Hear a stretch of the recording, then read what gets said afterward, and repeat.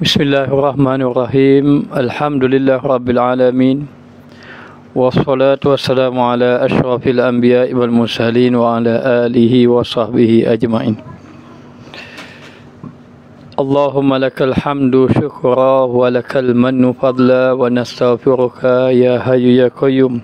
Salli wa sallim adada ilmika ala abdika wa rasulika wa habibika sayyidil ma'sum Sayyidina Muhammad wa ala alihi wa sahbihi wa ahli mahabbati wa aflih syu'unal ummati wa farij 'annal humuma wal ghumuma ya hayyu ya qayyum. Rabbi shrah li sadri wa yassir li amri wa hlul 'uqdatam min lisani yafqahu qawli. Alhamdulillah, segala puja dan puji bagi Allah Subhanahu wa taala. Selawat dan salam ke atas junjungan besar Nabi kita Muhammad sallallahu alaihi wasallam dan seterusnya kepada mereka yang mengasihi, yang mencintai, yang menyayangi baginda Rasulullah sallallahu alaihi wasallam. Maka kita muliakan para alim ulama, para ahli-ahli bait, muslimin muslimat yang dirahmati oleh Allah Subhanahu wa taala. Jadi pada malam ini kita akan membicarakan mengenai pengajian kitab hikam kita, dan kita sampai pada muka surat yang ke-54. Kita sampai pada muka surat 54. 54 dalam pengajian kitab hikam kita.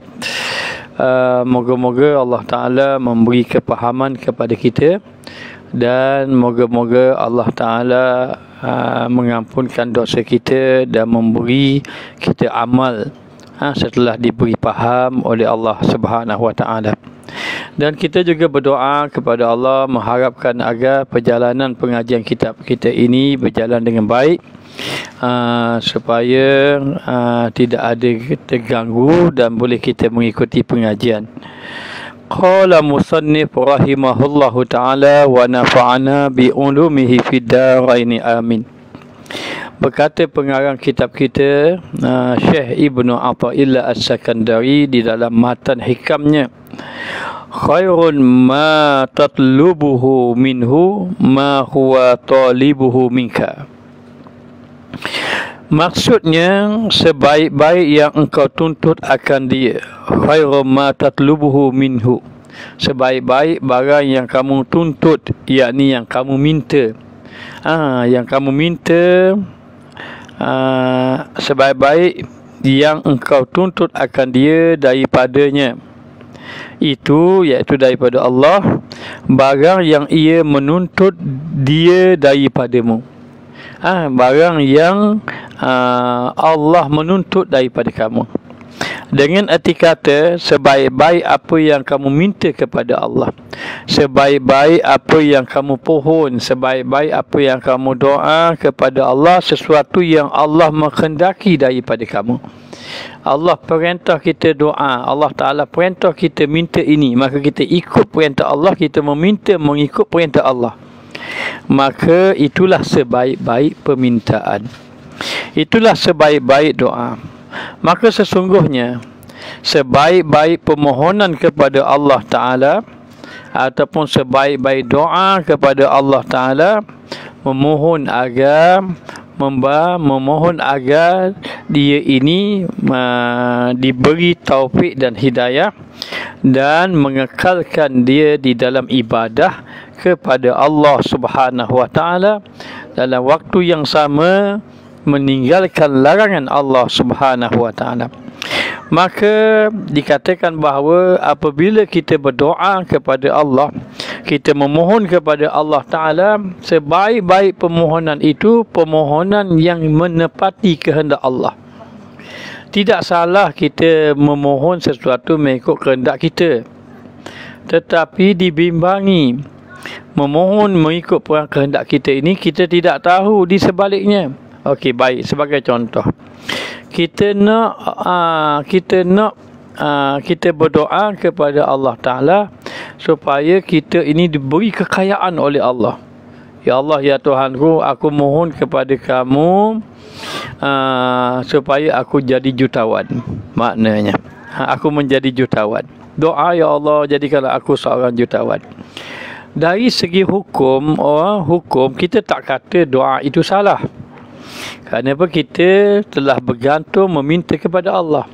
Tetapi dibahas oleh pengarang kitab kita ini, sebaik-baik kamu minta itu, adakah minta itu yang kamu minta itu, itulah Allah Ta'ala kendaki.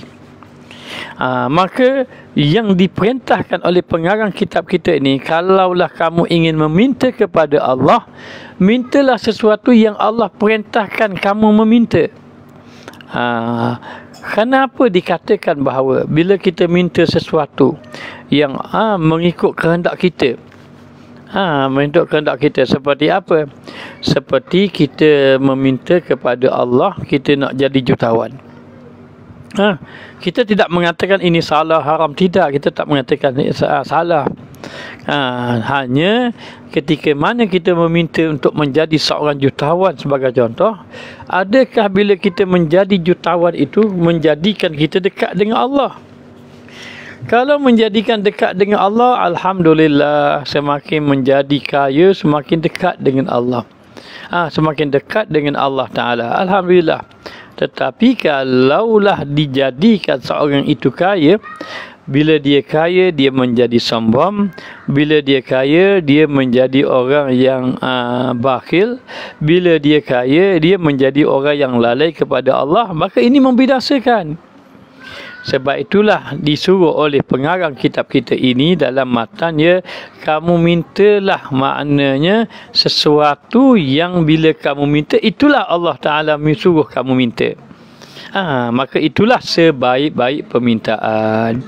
Maka ada doa itu, maknanya yang mana kita ini disuruh kita berdoa.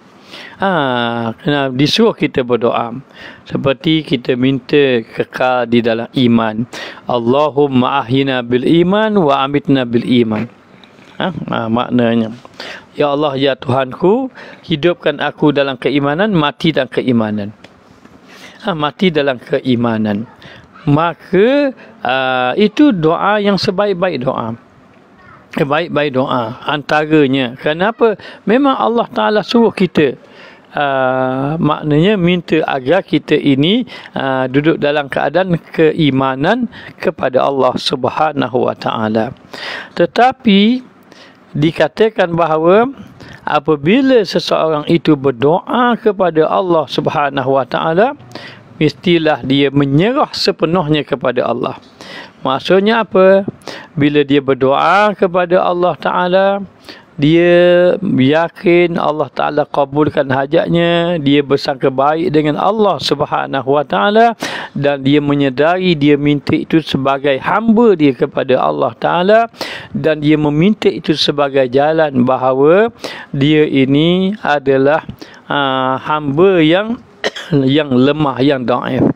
Maka dengan sebab itulah dia meminta, dan dia meminta kerana itu perintah daripada Allah Subhanahu wa Ta'ala.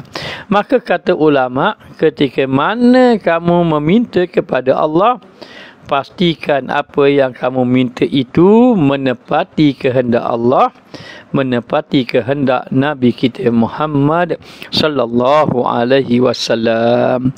Jadi ada ulama kata meminta supaya sesuatu yang kita tidak pasti akan datang, boleh bawa binasa ataupun tidak binasa, ada ulama memakruhkan. Seperti apa? Seperti kita minta, ya Allah Tuhanku, jadilah aku satu hari jutawan besar contohnya. Kita tak pasti jutawan besar nanti kita jadi, kita akan jadi orang yang selamat ke tidak selamat.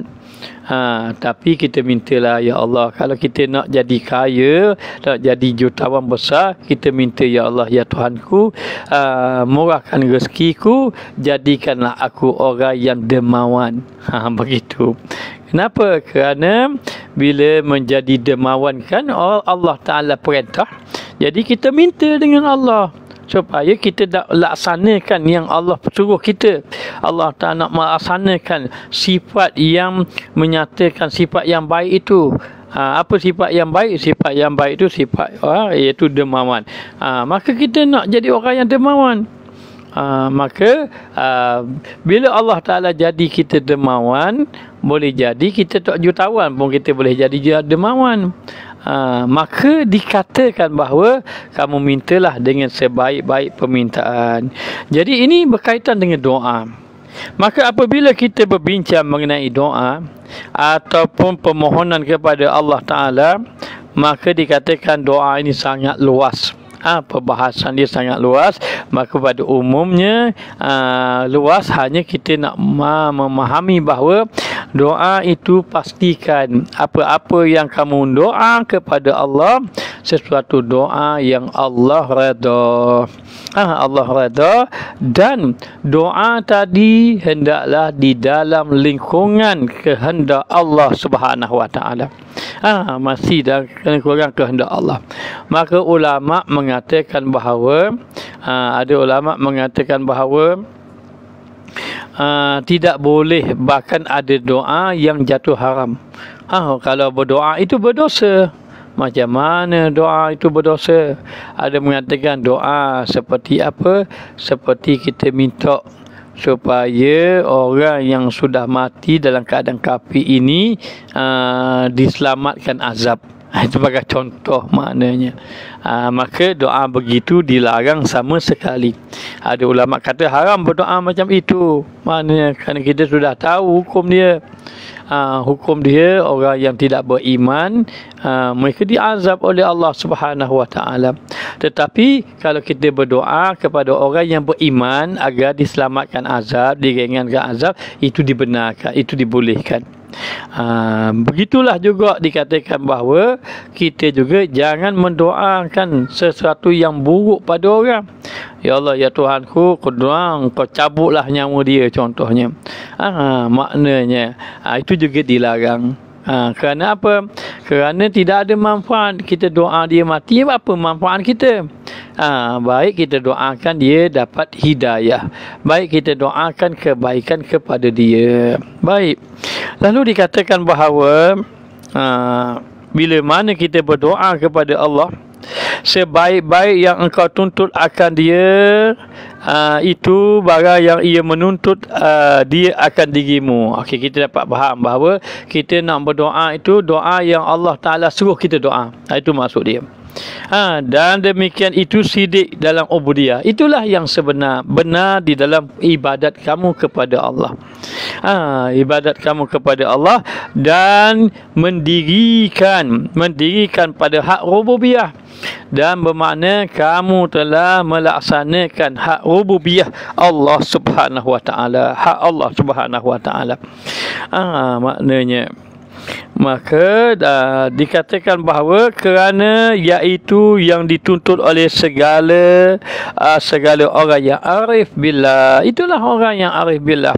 Mereka menuntut sesuatu, mereka berdoa kepada Allah Ta'ala sesuatu yang Allah Ta'ala perintahkan. Baik. Ada ulama besar, ahli sufi tasawuf besar yang bernama Abu Abbas Al-Misri.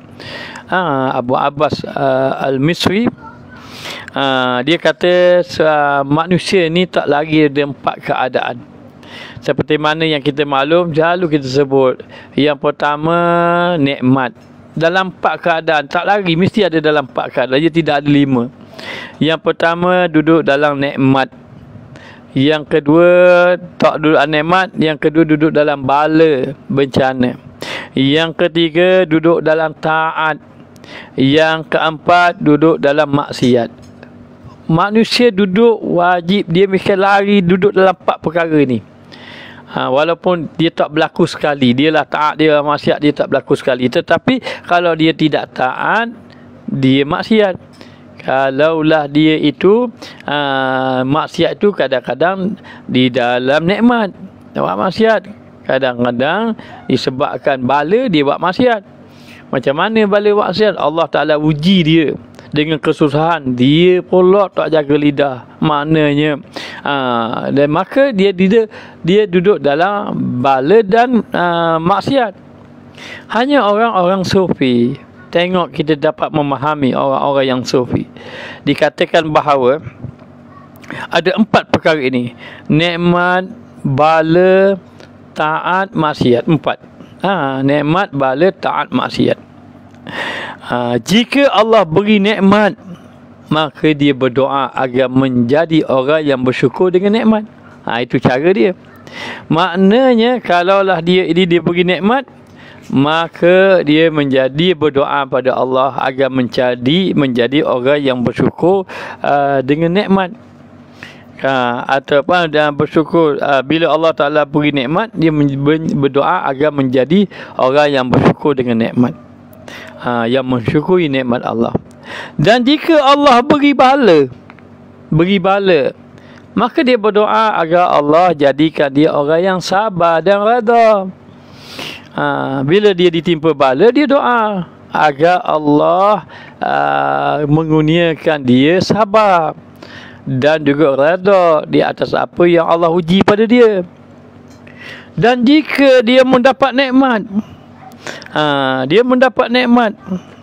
maka dia berdoa kepada Allah Subhanahu Wa Taala supaya dia ini sentiasa ingat kepada Allah. Kerana dia tahu nikmat itu datang daripada Allah, maka dia berdoa pada Allah agar dia tidak lupa, jadilah aku ini sentiasa mengingatimu. Maknanya bila Allah Ta'ala beri nikmat, bila Allah Ta'ala beri maksiat kepada dia, bila Allah Ta'ala beri maksiat kepada dia, dia berdoa pada Allah agar dikurniakan taubat.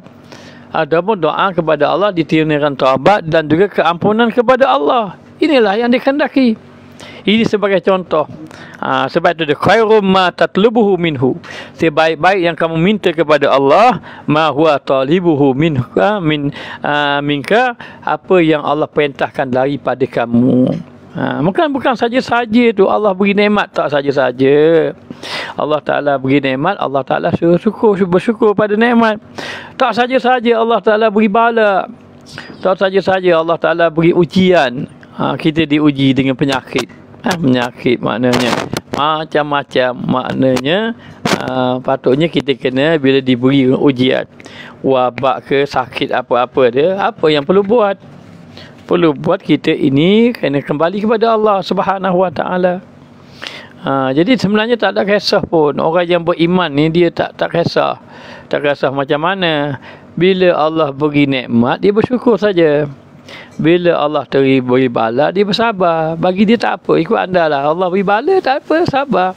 Allah Ta'ala beri nikmat, syukur. Kita gitulah. Bila kita ini kena duduk di rumah, duduk di rumah, untung kita. Apa susahnya? Kerajaan nak kata kena duduk sebulan, 2 minggu, 3 minggu, tak apalah, kita macam mana kita terima je. Hanya duduk di rumah kita boleh baca Quran, kita boleh berzikir, lagi banyak lagi kita boleh baca Quran, banyak lagi kita boleh berzikir pada Allah daripada kita duduk hentam, kita duduk marah, kita duduk kutuk. Baik kita tu kita beribadat kepada Allah. Itu peluang Allah Ta'ala bagi kepada kita. Maka minta dengan Allah supaya Allah Ta'ala kabulkan. Tapi minta dengan Allah dengan taat, jangan minta dengan maksiat. Macam kita kata kita nak minta supaya Allah Ta'ala angkat bala tadi, boleh kita minta Allah Ta'ala angkat bala, tapi dengan taat, bukan dengan maksiat. Kalau kita dengan maksiat, kita nak minta Allah angkat bala dengan kita buat jalan supaya kita jauh dengan Allah, tak boleh. Macam mana nak angkat bala semakin jauh dengan Allah? Sepatutnya kita angkat bala semakin jalan dengan dekat dengan Allah. Maka para jemaah yang ikut kuliah ustaz inilah, masa PKP ini, banyakkan baca Quran, banyakkan berzikir, banyak baca kitab. Banyak baca kitab. Maknanya rezeki kita makan sekadar yang ada sahaja. Hidup kita ini kita makan untuk menegakkan tubuh badan kita boleh beribadat. Alhamdulillah sudah. Maknanya yang paling penting kita dekat dengan Allah. Tapi minta, tetap minta. Diberi musibah, minta diangkat musibah tadi. Diberi ujian, minta supaya Allah Ta'ala jadikan kita yang orang dalam keadaan diberi ujian tadi, supaya kita ini menjadi orang yang redha, maknanya, dan juga sabar. Dan apabila sahaja Allah Ta'ala memberi kita taat, maka kita berdoa pada Allah supaya kita menjadi orang yang sentiasa ingat kepada Allah Subhanahu Wa Taala. Maka demikianlah ditunjuk contoh orang-orang yang mengenal Allah Taala. Lihatlah pandangan mereka. Mereka meminta. Mereka tidak sibuk meminta dengan apa yang ikut dirinya, tetapi mengikut kehendak Allah Ta'ala. Kenapa dikatakan meminta kepada Allah dengan apa yang dikehendaki oleh Allah Ta'ala itu terbaik? Kerana Allah Ta'ala itu mengetahui apa yang paling baik untuk kita. Untuk kita. Dan kita meminta sesuatu yang kita nak. Tetapi kita tidak tahu, boleh jadi apa yang kita minta itu mengandungi nafsu di dalamnya. Baik, kita tengok lagi, sambungan lagi. Jikalau engkau kehendaki, engkau kata, iaitu menjunjung segala suruhnya dan menyerahkan bagi qaharnya. Dan jikalau engkau kata, iaitu wujud taat dan kaya daripada segala bahagian nafsu dan mendirikan pada hak ubudiyah yang sunyi daripada mengikut hawa, iaitu mengikut nafsu di dalam maqam taubat. Maka kalaulah kita ini maknanya nak berdoa, doalah yang mana doa yang membawa kita menjunjung perintah Allah. Doalah maknanya yang membawa kepada kita meninggalkan akan segala larangan Allah Subhanahu Wa Taala. Baik itu Rasulullah sallallahu alaihi wasallam, kita sudah mengenali Rasulullah, sifat dia macam mana. Rasulullah ini orang yang sangat istiqamah, tetapi Rasulullah minta istiqamah. Rasulullah ini orang yang Allah beri ilmu, tetapi Rasulullah minta ilmu. Rasulullah ini bukan orang yang malas. Rasulullah bukanlah orang malas, tapi Rasulullah minta jangan jadi orang malas. Allahumma inni a'udzubika minal hammi wal hazan wa a'udzubika minal ajzi wal kasal. Minta Allah janganlah jadi orang yang lemah, orang yang sedih, tetapi jangan jadi orang yang malas. Sedangkan Rasulullah minta dia bukan orang yang malas. Itu menunjukkan bahawa Rasulullah menunjuk bagaimana doa yang terbaik. Doa yang terbaik adalah doa yang Allah Ta'ala perintahkan mengikut apa yang telah ditunjuk oleh Nabi kita Muhammad sallallahu alaihi wasallam. Maka di sini para jemaah kena faham. Doa yang paling afdal, iaitu doa yang ditunjuk, yang didatangkan di dalam Al-Quran. Kerana itu doa yang ada daripada kalam Allah. Maka kita pun baca doa Rabbana atina fid dunya hasanah wa fil akhirati hasanah wa qina azabannar. Rabbana atina fid dunya hasanah. Ya Allah, ya Tuhanku, kurniakan aku kehidupan dunia yang baik. Kata Imam Hasanul Basri, kurniakan aku dunia yang baik, kata Imam Hasanul Basri, iaitu kurniakanlah ilmu dan ibadah. Ini kata Hasanul Basri. Itu kebaikan dunia, kebaikan akhirat. Rabbana atina fid dunya hasanah wa fil akhirati hasanah, dan akhirat pun baik. Akhirat yang baik itu kata Imam Hasanul Basri adalah syurga Allah Subhanahu Wa Taala, dan kurniaan yang baik itu adalah masuk syurga tanpa hisab. Maka para jamaah, diceritakan di dalam kitab Tazkirul Mustafa. Tazkirul Mustafa minta diceritakan bahawa satu orang sahabat, tak ingat dah nama dia, Abu Zar kalau tidak silap. Beliau ini Abu Zar ke Abu Darda, tak ingat mana. Beliau ini berdoa kepada Allah. Berdoa. Lalulah satu ketika Rasulullah didatangi malaikat. Malaikat kata, ya Muhammad, orang ini ditunjuk oleh sahabat tadi. Kalau tidak silapnya Abu Zar. Orang ini dikenali oleh Allah, dikenali malaikat. Malaikat langit sangat mengenali dia dan dikasihi oleh Allah Ta'ala. Lalulah Rasulullah rasa kagum. Apakah yang menyebabkan dia ini dikasihi oleh Allah sehingga Allah Ta'ala jadikan dia masyhur di kalangan malaikat? Lalulah malaikat kata dengan sebab doanya. Lalu Rasulullah hairan. Kalau begitu, apa yang dia doa sampai Allah Ta'ala kasih pada dia? Lalu dia ajar. Kena ingat para jamaah. Allahumma inni as'aluka imanan daiman. Yang pertama dia meminta, Allahumma inni as'aluka, ya Allah ya Tuhanku, aku meminta kepada kamu iman yang berterusan. Sebab tu kata doa minta iman yang pertama. Doa minta iman. Wa as'aluka qalban khashian. Yang kedua, meminta hati yang khusyuk. Termasuk hati yang khusyuk ni sembahyang yang khusyuk. Termasuk hati yang khusyuk ni hati yang sentiasa ingat kepada Allah. Yang ketiga, wa as'aluka ilman nafi'an. Maka yang ketiga, meminta ilmu yang bermanfaat. Apa maksud ilmu yang bermanfaat? Ilmu manfaat jangan salah faham. Ilmu manfaat ni bukan ilmu yang orang tu boleh berhujah, orang tu sedap bercakap, orang itu petah berkata. Bukan, itu bukan ilmu yang bermanfaat lagi. Ilmu ya ilmu, tapi manfaat tidak lagi. Apa dia ilmu yang bermanfaat?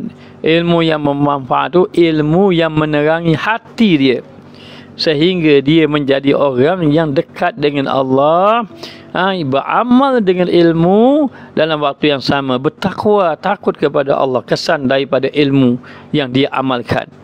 Maka minta ilman nafi'an, itu yang ketiga. Yang keempat meminta yakinan sadiqan. Wa as'aluka yakinan sadiqan. Aku meminta kepada kamu keyakinan yang benar. Inilah ketauhidan pada Allah. Keyakinan yang benar ini ialah maknanya bergantung kepada Allah. Bila makan obat, tak nampak obat yang menyembuhkan, nampak Allah, yakin Allah yang menyembuhkan. Maknanya, maka dikatakan bahawa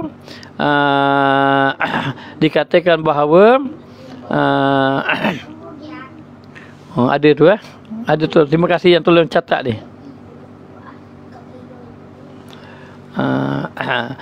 Yang dikatakan bahawa antaranya yakinan sadiqah. Yang keempat, yang kelima dinan qayyiman. Yang kelima, mohon kepada Allah agama yang kukuh, yakni pegangan agama yang kukuh. Biar betul pegangan kita kukuh, yakni masuk pegangan yang kukuh, biar kita berpegang dengan pegangan yang benar, i'tiqad yang benar daripada pegangan ahli sunnah wal jamaah. Kemudian minta lagi kepada Allah Ta'ala, antaranya yang keenam. Yang keenam, as'aluka afiyatan min kulli baliyah. Meminta afiat. Minta afiat daripada segala bala. Itu kena minta kita. Afiat daripada segala bala. Yang keenam. Yang ketujuh, as'aluka tamamal afiyah. Kesempurnaan afiat. Yang kesembilan, as'aluka dawamal afiyah. Ataupun buat sekali, tamamal afiyah wa tamama wa dawamal afiyah. Sempurna dan berterusan afiat. Dan maknanya yang kesembilan, as'aluka syukra ala afiyah. Memohon kesyukuran, bersyukur di atas afiat. Yang kesepuluh, berdoa kepada Allah, as'aluka al-ghina 'anil nas. Tidak bergantung kepada makhluk. 10 doa ini. Minta kepada Allah 10 perkara ini. Minta doa maknanya 10 perkara ini menyebabkan malaikat-malaikat mengenali dia. Kenapa? Kerana betul-betul dia meminta dengan apa yang Allah Ta'ala perintah dia meminta. Jangan jadi macam ustaz dulu. Cerita tak apa, cerita saja. Cerita saja. Selingan aja ni. Dulu masa kita ada satu kuliah di masjid. Di masjid ni kita baca tentang umrah. Lepas baca tentang umrah tadi, tiba-tiba datang satu orang hamba Allah. Dia kata, ustaz, saya nak bawa ustaz pergi umrah. Kita kata, betul ke ni? Macam tak percaya, ingat dia gurau-gurau saja. Dia kata, betul, anak saya, dia kata. Anak saya pesan, dia beritahu saya. Dia kata, mak bawa ustaz pergi umrah, dia nak sponsor. Maka itulah pertama kali kita pergi umrah. oleh kerana orang tu dah sampailah pergi ke Mekah, gembira sangat kita boleh pergi ke Mekah, lalulah dalam keadaan macam itu, sampailah ke Mekah, duduk depan Kaabah, dah tahu nak doa benda. Akhirnya kita angkat tangan, ya Allah Tuhan, aku jadilah aku orang kaya. Sebab apa fikir gitu? Jadilah aku orang kaya ni sebab dia mikir nak mari orang Mekah. Jadi orang Mekah. Tapi sampai sekarang tak kaya-kaya lagi. Balik-balik bila belajar, ya Allah, apa aku pergi minta nak jadi kaya? Maknanya padahal banyak lagi yang kita boleh minta yang berkaitan dengan keimanan kita kepada Allah Subhanahu Wa Taala. Baik, itu cerita saja. Maka di antara doa yang kamu minta, doa ia membawa kepada apa yang Allah Taala perintahkan kita meminta. Itulah sebaik-baiknya. Maka di antaranya 10 doa tadilah yang kita maknanya perintahkan kita berdoa kepada Allah Subhanahu Wa Taala. Kemudian dikatakan lagi, dan dikata orang iaitu bersunyi daripada tiap-tiap barang yang lain daripadanya dan berpakaian dengan yang diredainya daripada Allah. Jadi di antaranya disuruh kita ini memohon kepada Allah Ta'ala supaya kita tidak ada yang lain, yang kita maknanya kendaki hanya Allah Ta'ala saja, dan kita minta juga dikurniai akan mendapat redha Allah Ta'ala.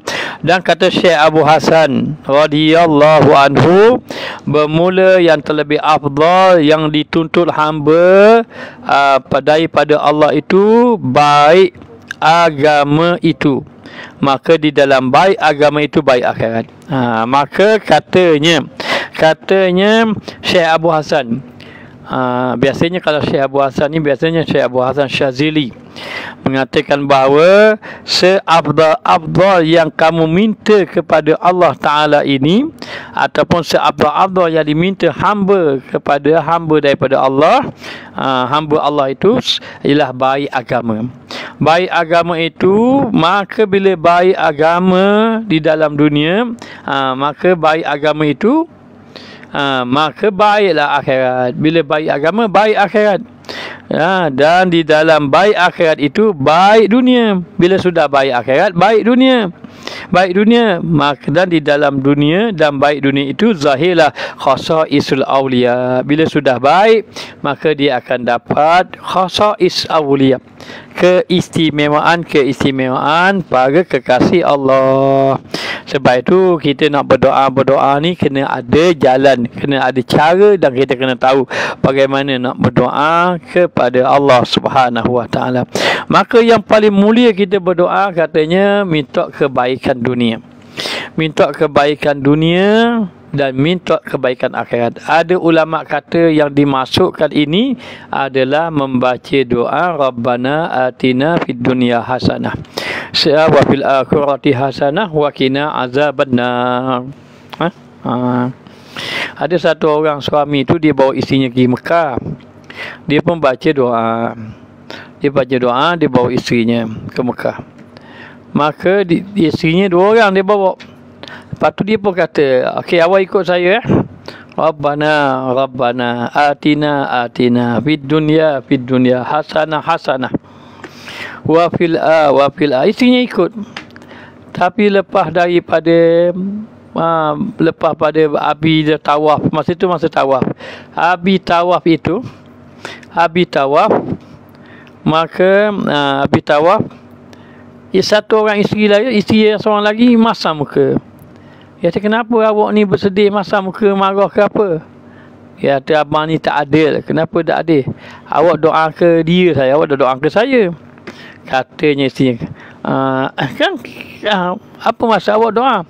Awak doa ke Hasanah saja, awak tak doa ke saya. Rupanya isteri yang pertama nama Hasanah. Lepas tu kata, kalau macam tu tak apalah, kita doa semua dah. Dia pun doa. Dia doa Rabbana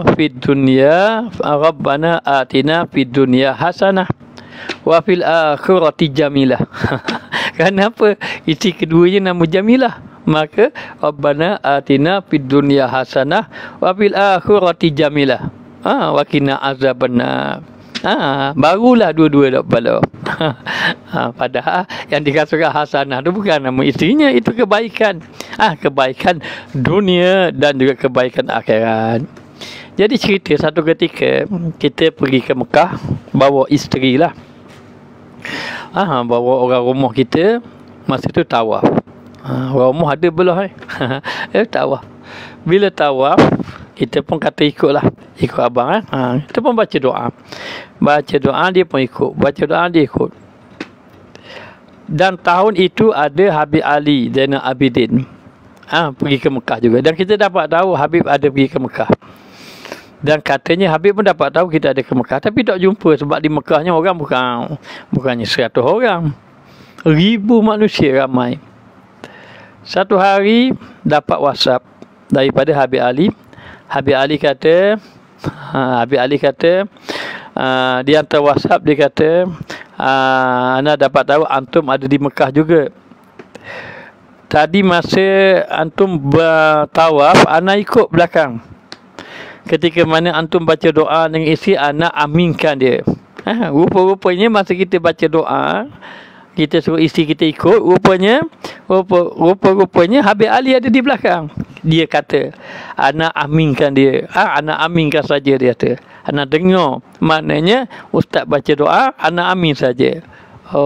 Baru kita tahu rupanya Habib ada belakang kita. Lepas tu tanya Habib apa tidak, kenapa Habib tak tegur? Dia kata Habib kata segan sebab isteri ada, dia kata. Kalau isteri tidak ada mungkin dia tegur dah. Hanya dia ikut saja. Dia ikut, dia kata nak ambil berkat doa. Dia amin saja. Cerita ni boleh tanya Habib Ali sendiri. Maknanya. Baik. Maka dikatakan bahawa apabila sahaja kita ini berdoa kepada Allah Ta'ala, pastikan doa yang kita mohon kepada Allah tu biar ada kebaikan ataupun ada maknanya sesuatu yang membawa kepada kedekatan kita kepada Allah Ta'ala. Kedekatan kita kepada Allah Ta'ala. Sebab itu ada satu kalimah daripada orang sufi, ada daripada kalam sufi. Kalam sufi ni kadang-kadang payah nak faham. Orang sufi dia kata begini, maksud dia lain kadang-kadang. Sebab itu maknanya kalam sufi serah kepada ahli sufi. Jangan ditafsir kalam sufi nanti jadi lain. Baik, katanya seorang ahli sufi, jangan kamu berdoa untuk kamu hendaklah berdoa untuk Allah. Apa maksud dia ni? Berdoa untuk Allah. Jangan berdoa untuk kamu, berdoa untuk Allah. Adakah kita perlu berdoa pada Allah, ya Allah panjanglah umur Allah, gitu? Tidak. Adakah kita, ya Allah kaya? Apa maksud ahli sufi ini?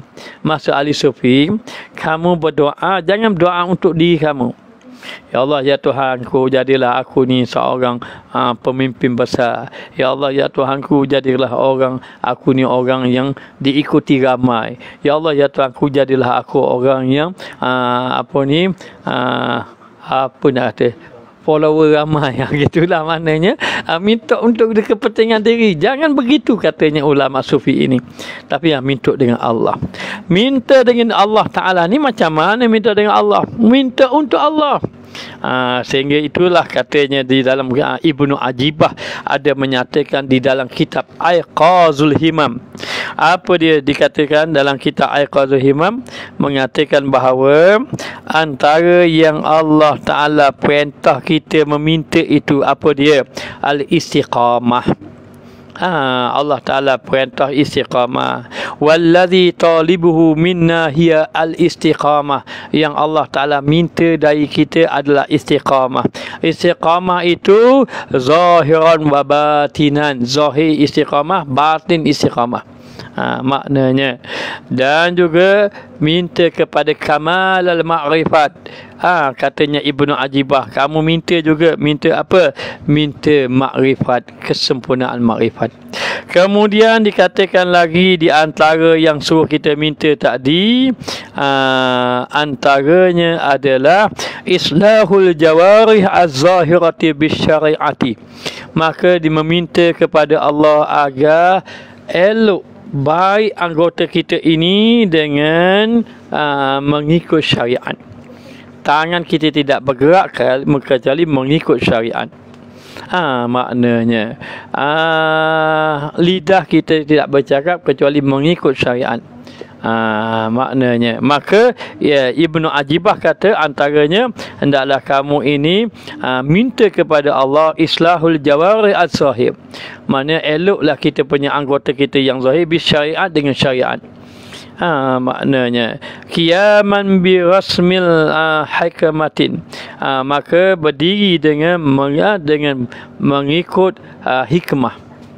Maknanya dengan garisan ataupun dengan panduan hikmah, dan meminta juga islahil qulub, minta juga supaya baik hati, wal israr al batinah, dan juga minta supaya dapat rahsia-rahsia ataupun penyucian hati kita.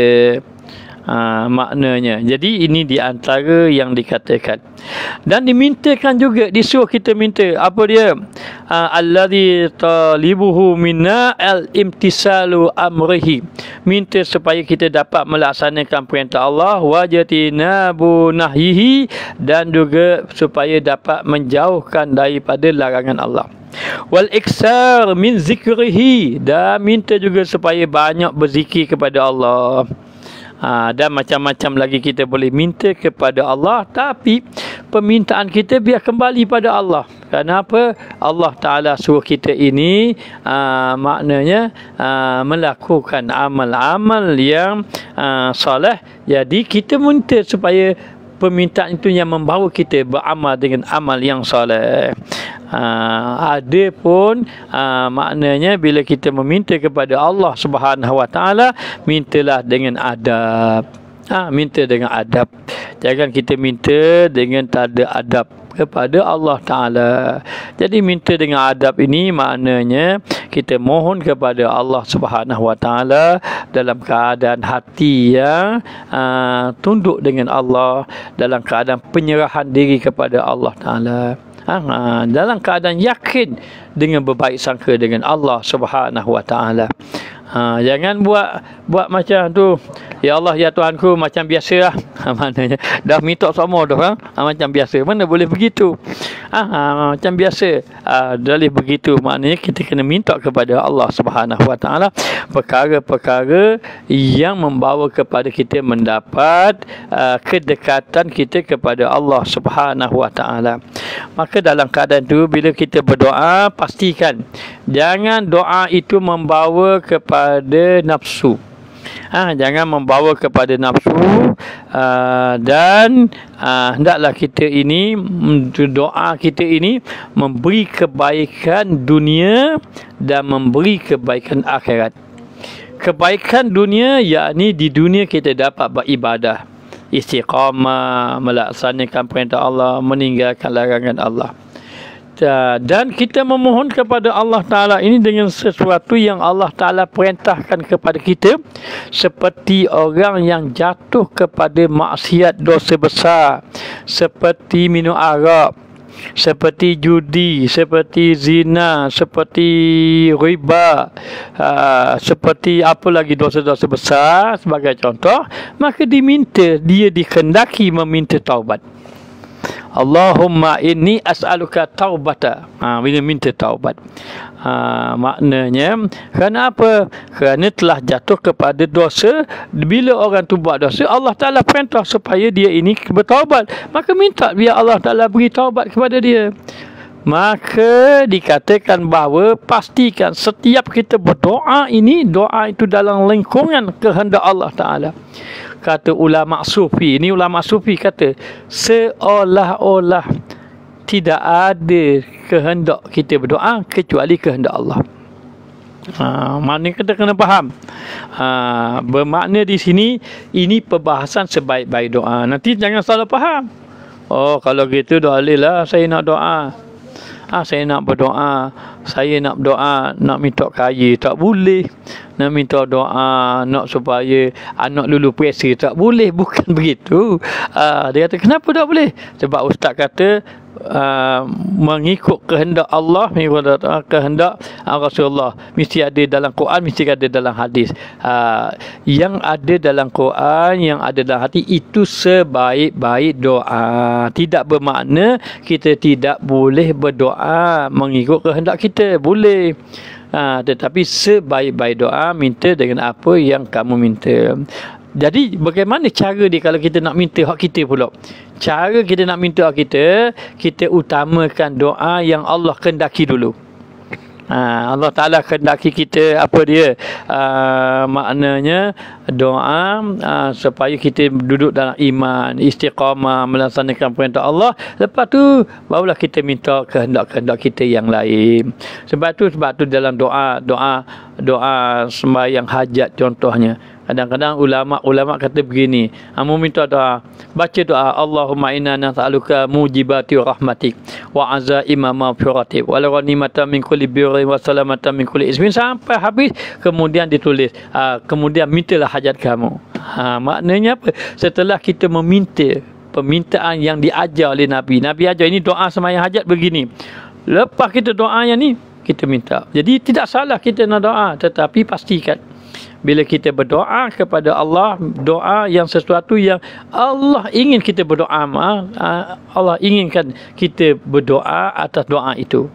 Namun kena ingat, doa, setiap kita doa mesti kena ada selawat kepada Nabi kita Muhammad sallallahu alaihi wasallam. Tanpa selawat menyebabkan doa tidak terangkat, sama ada selawatnya di hadapan ataupun selawatnya kemudian. Yang paling penting kita ada selawat. Maka ulama buat kesimpulan, seabdul doa adalah doa Rabbana atina fid dunya hasanah wa fil akhirati hasanah wa qina azabannar. Jangan tukar Jamilah lah, tu cerita je. Jadi Rabbana atina fid dunya hasanah wa fil akhirati hasanah wa qina azabannar. Itu seabdul doa. Kata Imam Malik, kalau mu tak tahu nak baca doa lain, baca doa ni. Kerana doa ni merangkumi semua. Ini satu doa. Ada Imam Ghazali sebut di dalam kitab Bidayatul Hidayah, disarah di dalam kitab Muraqim Ubudiyah, mengatakan bahawa ada doa, Allahumma inni as'aluka bima sa'alaka nabiyyuka Muhammad sallallahu alaihi wasallam wa ibadika salihun. Ya Allah, ya Tuhanku, aku berdoa dengan doa yang pernah didoakan oleh Nabi sallallahu alaihi wasallam. Aku minta berlindung dengan sesuatu yang pernah Nabi minta berlindung dengannya. Buat gitu tak apa. Boleh doa ikut bahasa Melayu. Maknanya. Jadi dalam keadaan macam itu, kemudian boleh lagi kata ulama, kita berdoa dengan sesuatu doa yang dikatakan bahawa yang diajar oleh Nabi, seperti Allahumma inni as'aluka ridha wal jannah. Minta Allah redha dan masuk syurga, satu. Yang kedua, wa a'udzubika min sakhatika wan nar. Minta berlindung dengan Allah daripada kemurkaan Allah dan juga azab api neraka Allah Subhanahu wa taala. Maka demikianlah yang disuruh kita ini berdoa kepada Allah Subhanahu wa taala. Lalu dikatakan lagi, sehinggalah seorang itu dapat khasaisul auliya, dapatlah keistimewaan kekasih-kekasih Allah. Antara yang menyebabkan orang itu mendapat kekasih, menjadi kekasih Allah, dengan sebab dia meminta kepada Allah. Lalu kalau kita nak berdoa, para jamaah, satu lagi Ustaz nak pesan, ini kita ambil daripada guru. Dikatakan kalau kamu nak berdoa masuk surga, kamu kena tambah apa dia? Wa adkhilna jannata bighairi hisab. Ya Allah, ya Tuhan kami, masukkan kami syurga tanpa hisab. Maknanya kalau nak minta syurga, tambah lagi bighairi hisab, tanpa hisab, biar masuk terus dalam syurga dengan rahmat Allah. Dulu kita dah belajar dulu, kita kata, ya Allah, ya Tuhanku, kamu hukumlah aku dengan rahmat, jangan hukum dengan keadilan. Kerana dengan rahmat Allah Ta'ala maafkan kesalahan kita. Dengan keadilan Allah hukum Allah kira belaka satu-satu.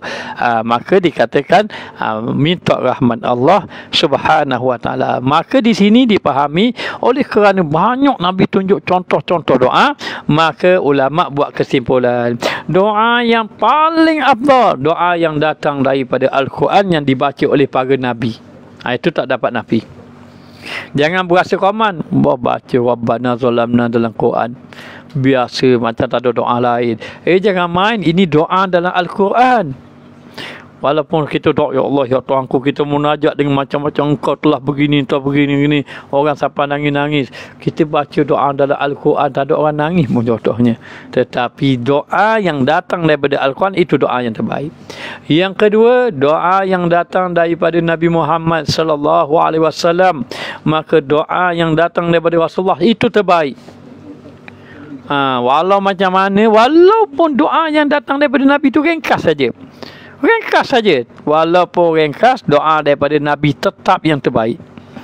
Yang ketiga doa para awliya Allah.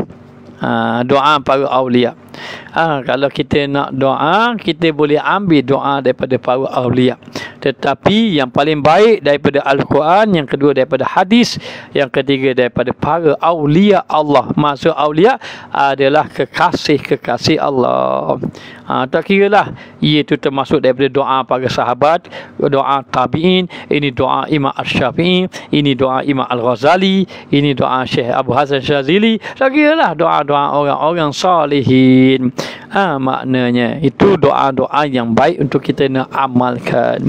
Lalu dikatakan bahawa sehinggalah masuk dalam khasaisul awliya, dan adalah khasaisul awliya itu 4. Itu 4 perkara. Apa dia? Iaitu bersifat ubudiyah, dan juga bersifat rububiyah. Dan nyatalah atasnya barang yang telah ada dan barang yang lagi akan ada, dan masuk atas Allah Ta'ala pada tiap-tiap hari 70 kali. Apa dia ni tiap-tiap hari 70 kali ni? Berdasarkan ini, ada ulama mengatakan ia ada berkaitan dengan satu hadis. Dia ada berkaitan dengan satu hadis, ataupun maknanya berkaitan dengan satu doa yang Nabi sebut. Baik, apa dia? Kita baca sikit lagi. Dia kata 70 kali. Seperti yang demikian itu, maka dipakaikan pada tiap-tiap kali itu. Tiap-tiap kali itu pakaian daripada segala anwaru takrib, cahaya yang mendekatkan diri dia kepada Allah, dan daripada menyebutkan masuk dan keluar itu isyarat kepadanya dengan sabda Nabi SAW. 70 kali masuk keluar 70 kali berdasarkan sabda Nabi SAW, bahawasanya sabdanya lagi akan tertutup atas hatiku, maka aku minta ampun kepada Allah Ta'ala dalam sehari 70 kali. Apa dia 70 kali itu? Nabi 70 kali minta ampun kepada Allah, istighfar. Ada ulama kata taubat kepada Allah Subhanahu wa Ta'ala. Maknanya, maka orang yang duduk di dalam kekasih Allah Ta'ala ni, doa dia mesti doa bersifat ubudiyah, pengabdian kepada Allah. Yang kedua, doa dia mesti bersifat rububiyah, yakni meletakkan bahawa kepada Allah Ta'ala lah yang berkuasa. Maknanya, jadi doa minta semua daripada Allah. Baik, kalau mengangkat bala wabak, siapa? Allah. Ingat, yang mengangkat wabak itu Allah, yang menghilangkan penyakit itu Allah. Maka berdoa kepada Allah Subhanahu wa Ta'ala. Maka kenapa? Kerana Allah yang menguasai segala. Rabb rububiyah, yang menguasai atas segala-galanya. Maka doa mohon kepada Allah. Dan dikatakan lagi, di antaranya dikatakan bahawa orang yang duduk di dalam lingkungan ini, Sentiasa dipanggil anwarut takrib, cahaya mendekatkan diri kepada Allah. Sentiasa doa kepada Allah Ta'ala pengampunan.